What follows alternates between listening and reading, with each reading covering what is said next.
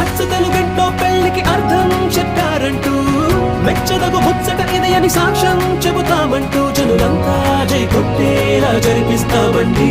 అందాల కుందనపు బొమ్మవని